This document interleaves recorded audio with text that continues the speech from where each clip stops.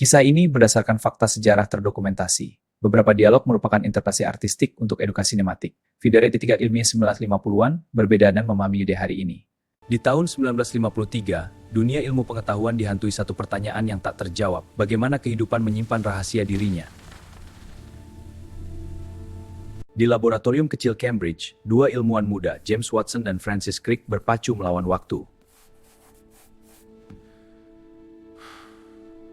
Mereka tahu, siapa yang memecahkan struktur asam deoksiribonukleat atau DNA akan menggenggam kunci kehidupan itu sendiri. Tapi di balik pintu laboratorium lain di London, seorang wanita diam-diam telah menemukan jawabannya. Dalam bentuk bayangan hitam putih di selembar film fotografi.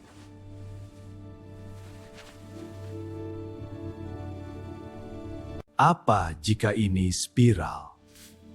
Ia adalah arpis sejarah evolusi, pustaka yang menyimpan resep untuk membangun paus biru, pohon redwood, atau manusia. Data tidak berbohong. Tapi bentuknya misterius. Beberapa ilmuwan menduga ia rantai lurus, yang lain bola kusut. Di King's College, Rosalind Franklin menggunakan sinar X untuk memotret molekul itu.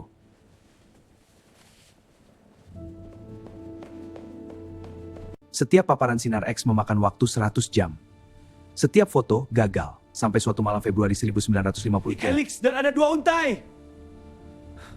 Foto 51 lahir. Pola silang gelap di tengahnya bukan kebetulan. Itu adalah sidik helix spiral yang berputar dalam gelap. Lihat Crick, polisi watch-nya. Helix ganda, takdir kita. Tapi Franklin tak pernah mengira datanya akan berpindah tangan tanpa izin. Pasangan sempurna! Ini revolusioner! Ya Crick, kita telah memecahkannya. Maurice Wilkins, rekannya yang sering berselisih pandangan, memperlihatkan foto 51 pada Watson. Lihat ini James Race. Data ini mulai terbentuk di dekat pola sempah helix. Saat Watson melihat pola silang itu, waktu seolah berhenti.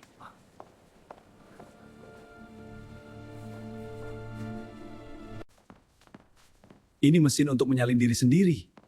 Dalam hitungan detik ia menyadari, ini bukan satu untai, ini dua. Dua untai! Ya, dua helix yang saling melilit. Dua untai yang saling melilit, seperti tangga spiral yang dipelintir.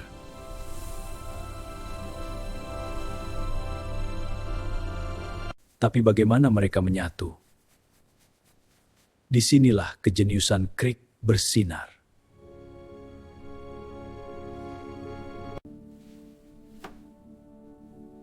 Ia ingat pelajaran kimia dasar. Adenin hanya cocok dengan timin. Guanin hanya dengan sitosin. Pasangan basa itu bukan kebetulan, itu kunci pengunci yang memungkinkan DNA menyalin diri sempurna saat sel membelah. 28 Februari 1953. Pagi itu, model logam helix ganda berdiri di laboratorium Cavendish. Ini dia Francis, helix ganda ini akan gambar Watson. Data Rosalind membuktikannya. Foto-foto ini menunjukkan jalan. Dua untai fosfat gula membentuk pagar pembatas. Di tengahnya, pasangan basa seperti anak tangga, adenin timin, guanin sitosin, tersusun rapi. Ini bukan hanya struktur.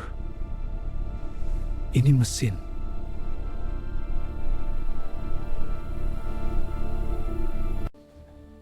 Mesin yang bisa membuka diri, menyalin setiap anak tangga, lalu menutup kembali, mewariskan informasi dari satu generasi ke generasi berikutnya. Kebenaran akan selalu menang. Dalam satu molekul sepanjang 2 nanometer, tersimpan rencana untuk membangun makhluk hidup yang kompleks. Dampaknya meledak seperti supernova.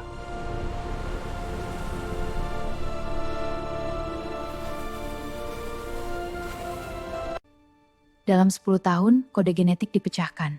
Dalam 20 tahun, insulin manusia diproduksi oleh bakteri rekayasa genetika. Ini yang membuat kita unik dan sama. Hari ini, terapi gen menyembuhkan penyakit yang dulu mematikan. CRISPR memperbaiki mutasi dalam embrio. Kami hanya membaca buku yang sudah ditulis alam selama miliaran tahun. Semua ini berakar pada satu momen di laboratorium kecil Cambridge, dan pada satu foto yang diambil oleh ilmuwan yang namanya hampir dilupakan sejarah. Rosalind Franklin tak pernah menerima Nobel. Ia wafat 4 tahun setelah penemuan itu akibat kanker ovarium. Ironisnya, penyakit yang kini bisa dideteksi DNA. Rosalind Franklin wafat 1958. Nobel untuk DNA diberikan 62 kepada Watson, Crick, dan Wilkins. Tapi warisannya abadi. Setiap kali kita melakukan tes keturunan, setiap kali dokter mengobati kanker dengan terapi target, kita menggunakan bahasa yang diterjemahkan oleh Watson, Crick, dan Franklin. Karena setiap helai DNA yang berputar dalam sel kita adalah monumen bagi rasa ingin tahu, dan pengingat bahwa sejarah sains ditulis oleh banyak tangan yang layak disebut namanya.